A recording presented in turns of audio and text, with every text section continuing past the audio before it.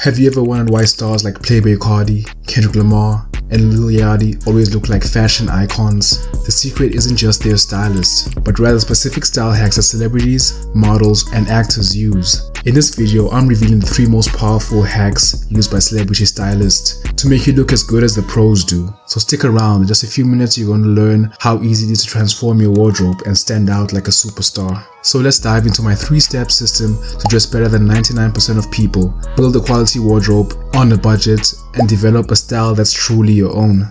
You know, I always end up not knowing what to wear, even though I have a closet full of clothes, and always used to end up wearing the same fit. Kind of how I kept telling myself that my dad was just buying milk for the past 20 years. Anyways, after I developed my system, everything changed.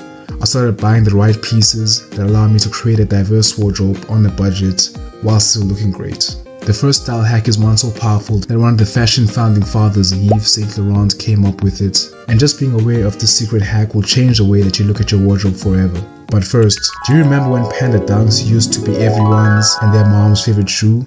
Everybody on college campus started wearing them. The hypebeast started buying them and reselling them at insane prices. You would open Instagram and everyone had Dunks on their feet. But because they were reselling so fast, and also because I was broke at the time, I ended up hopping on the trend too late. And then when I finally got a pair, the hype had died down. Everybody had moved on to the next big thing. I think that's what Yves Saint Laurent meant when he said the quote, "Fashion fades, but style is eternal." Instead of following every trend that comes and goes, I focus now on developing my own personal style that will stand the test of time. By investing in classic pieces and timeless looks, I know I will stay ahead of the curve and dress better than 99% of people around me. It's not about following the crowd, it's about standing out with confidence and individuality, figuring out your own style and then building a cohesive wardrobe around that style. It doesn't have to be what's popular right now, but you need to pick one. There's literally an endless supply of inspiration out there, so find something that truly resonates with you and just run with it, because people are going to say whatever they want to say. Some will like it while others will hate it, but honestly, who cares what they say, because they're just dressed like NPCs with their Adidas Sambas and spider hoodies. And if I learned anything from my chronic GTA online addiction, is that you always have the most fun when you don't care about the NPCs. Well, speaking of NPCs, this brings me to my second point. Have you ever played GTA San Andreas? If you did, you're a real one. But for those who haven't, it's a video game where you play as CJ, a gang member on Grove Street who gets missions for heists and things of that nature, which in all honesty should not have been in my 13-year-old hands at the time. Don't worry about it. Don't worry about it, sweetheart. But every time I played it, my favorite part of the game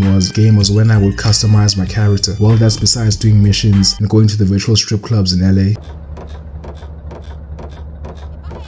I would spend hours on hours just customizing CJ. Maybe this is due to an undiagnosed OCD, but I always try to make his fit cohesive. But there was one problem. I was a dumb prepubescent teen whose mom still dressed him, and all of my outfits reflected that. They sucked. So I just switched him back to his tank top and jeans combo. And until recently, that's how I felt in life, only having one good fit. After getting loads of compliments on my outfit, I would look through my wardrobe and realize that I don't really want to wear anything else besides that fit. So that's what I would do, wear the same thing over and over again until somebody called me out on it, which then made me realize the importance of creating a cohesive wardrobe from the beginning, planning out all the items that you need so that your outfits have the same aesthetic, and creating a cohesive wardrobe. So when creating a cohesive wardrobe, you first need to plan your outfits, either by looking for inspiration on Pinterest or maybe even your favorite creator. Then you want to only buy items that are similar to the ones that you saw, because if you have the outfit in your head while you're shopping, you'll save so much time and effort spending on browsing through the store. Make sure you prioritize buying quality clothing that will last a while, instead of buying the cheap ones that you will need to replace within a few months. For example, a hill that I'm willing to die on is buying a quality pair of Levi's jeans instead of cheap ones that you find at H&M or something, which will fade and shrink within a year. Trust me, I know about that personally. And no, it's not because I've gained some weight. Okay, I might have gained a little. The last hack is one that's often overlooked. Without it, you won't achieve the type of look that you want, and it's common knowledge to all of the most successful models and actors. A hack that once implemented will make you look, dress, and feel better than 99% of the population. Now, have you ever noticed how some guys just wear a plain white tee and some jeans but can still look better than you in your best fit? It's kind of like the situation that happened to me a few years ago. So I tried asking my crush out to the 8th grade end of the year dance, building up a year's worth of courage. I walked up to her with my sweaty palms and my heart beating through my chest. I asked her to go to a dance. She then looked up towards me and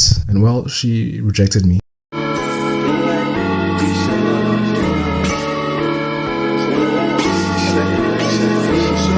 Her reason was that she already had a date, which was a lie. Another guy asked her out like 2 days later and she went with him, which led me into feelings of unworthiness and embarrassment and made me into more of a social outcast, well until I started focusing on myself and bloomed in my late teens. But enough about my sad life story. What I'm trying to say is that improve yourself, both your mind and your body. Go to the gym, read books, eat healthy. At the end of the day, clothes don't make the man. I had to realize that the reason I got rejected was because he was way better than me at that time. He went to the gym and was confident, and the only thing that I had going to me was a massive porn addiction. So I decided to improve myself into being the type of man that had confidence and could look good or feel good in just a plain white tee and some jeans. Because if you look good, you feel good, and if you feel good, you perform good. And improving yourself physically and mentally will increase your confidence, which will definitely make you look and feel better than 99% of people. But everything I taught you in this video is useless if you don't have these 3 essentials. So click on the video on screen now to learn more about it. Thanks for watching. Bye.